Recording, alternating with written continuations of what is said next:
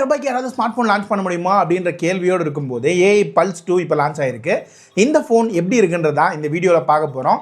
போன முறை 4500 5000 ப்ரைஸ் பண்ணியிருந்தாங்க. இந்த முறை 6000 சொல்லியிருந்தாலும் அதே ப்ரைஸிங்கில் தொடர்ந்து நீடிக்குதா? இந்த ப்ரைஸிங்க்கு இந்த ஃபோன் லாங் டேர்முக்கு வருமா வராதா?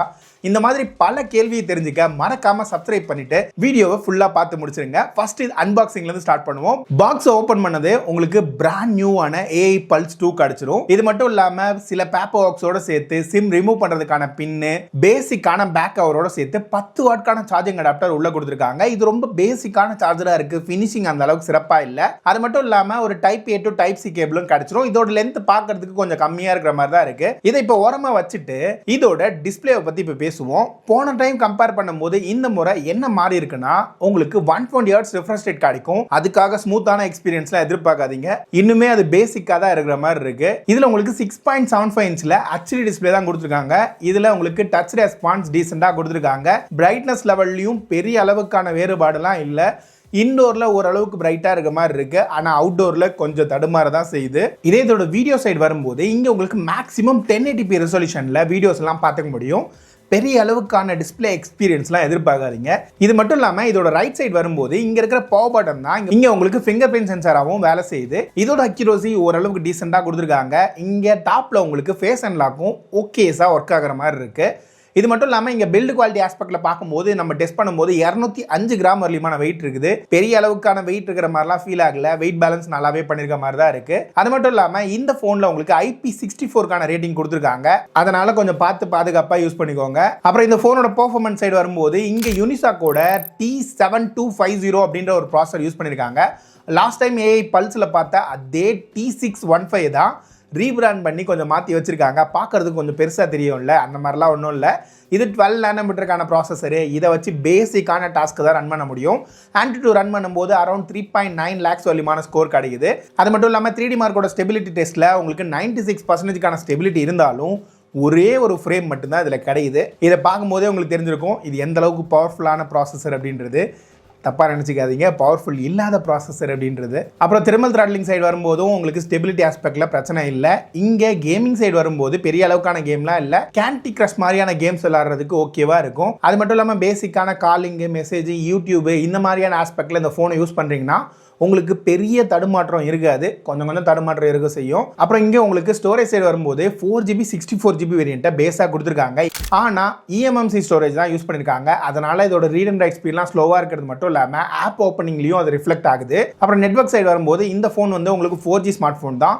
ஆனால் இந்த ப்ராசஸர் லாங் டேர்மில், அதாவது ஒரு 2 வருஷத்துக்கு மேலாம் யூஸ் பண்ணுறீங்கன்னா எந்த அளவுக்கு நெட்வொர்க்கை கேப்சர் பண்ணும் அப்படின்றது கொஞ்சம் டவுட்டாக இருக்கிற மாதிரி தான் எனக்கு ஃபீல் ஆகுது.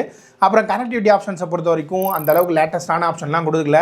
ப்ளூடூத் 5A, Wi-Fi 5 இந்த மாதிரி ஆப்ஷன்ஸ்லாம் கொடுத்துருக்காங்க. அது மட்டும் இல்லாமல் இந்த ஃபோனில் உங்களுக்கு சிங்கிள் ஸ்பீக்கர் தான் கிடைக்கும். இதை வச்சு நீங்கள் பேசிக்கான அவுட்புட்டை எதிர்பார்க்கலாம். பட் இந்த ஃபோனில் பேட்டரி சைடு வரும்போது லாஸ்ட் டைமை கம்பேர் பண்ணும்போது இந்த முறை 6000 mAh பேட்டரி யூஸ் பண்ணியிருக்காங்க.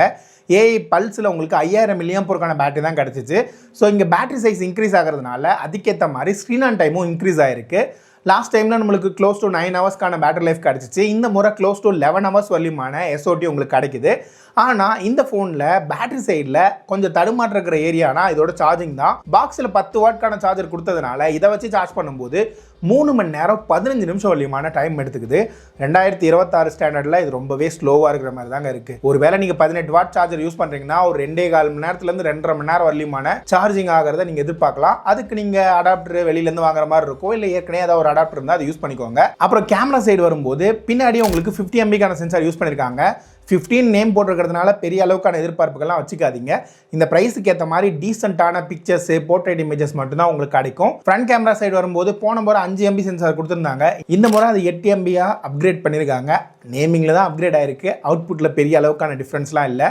ஒரு பேசிக்கான வீடியோ காலிங் பண்ணுறீங்கன்னா அதுக்கு வேணால் இது யூஸ் ஆகிற மாதிரி தான் இருக்குது. அப்புறம் இந்த ஃபோனில் சாஃப்ட்வேர் சைடு வரும்போது இந்த மாதிரி Android 16 அவுட் ஆஃப் த பாக்ஸில் கொடுத்துருக்காங்க. இதில் மேக்ஸிமம் ஒரு வருஷத்துக்கான OS அப்டேட் கிடைச்சாவே பெரிய விஷயம் தான். இதில் பாசிட்டிவாக பார்க்குறதுக்கு ஒன்று தான் இருக்குது. ப்ரீஇன்ஸ்டால் அப்ளிகேஷன் அந்த அளவுக்கு இல்லை. ஆனால் இங்கே மிகப்பெரிய காப்பி பேஸ்ட் வேலையை இவங்க பண்ணியிருக்காங்க. ரியல்மி யோவையை அப்படியே காப்பி பண்ணியிருக்காங்க. இந்த ஃபோனையும் ரியல்மியும் சைட் பை சைடு வச்சிங்கன்னா உங்களுக்கு எந்த டிஃப்ரென்ஸுமே தெரியாதுன்ற மாதிரி தான் இதோட ஐகான்ஸ்லேருந்து, கண்ட்ரோல் சென்டர்லேருந்து, செட்டிங் பேஜ்லேருந்து, எபோட் செக்ஷன்லேருந்து நிறைய ஏரியா அப்படியே மிமிக் பண்ணியிருக்காங்க. எக்ஸாக்ட் காப்பியாக இருக்கிற மாதிரி தான் இருக்குது. இவங்களுக்குன்னு ஓனாக ஒன்றுமே இல்லைன்னு சொல்கிற அளவுக்கு தான் இதோட சாஃப்ட்வேரை பண்ணி வச்சுருக்காங்க. கேமரா ஆப் கூட பார்க்குறதுக்கு பாருங்களேன், அச்சு பிசங்காமல் அப்படியே பண்ணி வச்சுருக்காங்க. அப்புறம் இன்னொரு முக்கியமான விஷயம் என்னென்னா, இந்த ஃபோனில் லாஸ்ட் டைமில் ஏஐ பல்ஸில் சொன்னோம்ல, அதே மாதிரியே 3 சைனீஸ் ஆப்பை அப்படியே வச்சுருக்காங்க. டேட்டா ப்ரைவசி அப்படி இப்படின்னு நிறைய உருட்டி நாங்கள் இந்தியாவில் தான் ஸ்டோர் பண்ணுவோன்னு சொல்லியிருந்தாலும் இந்த சைனீஸ் ஆப் கொஞ்சம் கான்ட்ரவர்ஷியாக இருக்குது. அதை அவங்க இன்னுமே மாற்றுற மாதிரிலாம் தெரில.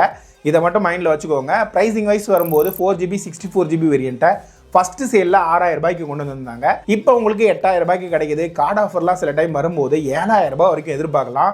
இந்த ப்ரைஸிங்க்கு ஒரு பேசிக்கான காலிங், வாட்ஸ்அப்பு, யூடியூப் யூஸ் பண்ணுறதுனா இந்த ஃபோன் ஓகேவாக இருக்கும். மற்ற எந்த ஏரியாவுக்கும் இது செட் ஆகாது. முக்கியமாக இவங்க மேட் இன் இண்டியா அப்படி இப்படின்னு பல உருட்டுகள்லாம் இருக்குது. அதை நம்பி இதை வாங்கிடாதீங்க. உங்களோட ப்ரைஸுக்கு ஓகேவாக இருக்கும் அப்படின்னு தோணுச்சுன்னா மட்டும் இதை வாங்குங்க. இல்லை எனக்கு இன்னும் நிறைய ஆப்ஷன்ஸ் வேணும் அப்படின்னு நினைக்கிறீங்கன்னா அதெல்லாம் இங்கே டேக் பண்ணி வச்சுருக்கேன். கிளிக் பண்ணி தேவைப்படுறவங்க பர்ச்சேஸ் பண்ணிக்கோங்க. இன்னும் நிறைய வீடியோஸில் பார்க்குறதுக்கு முன்னாடி பாய்.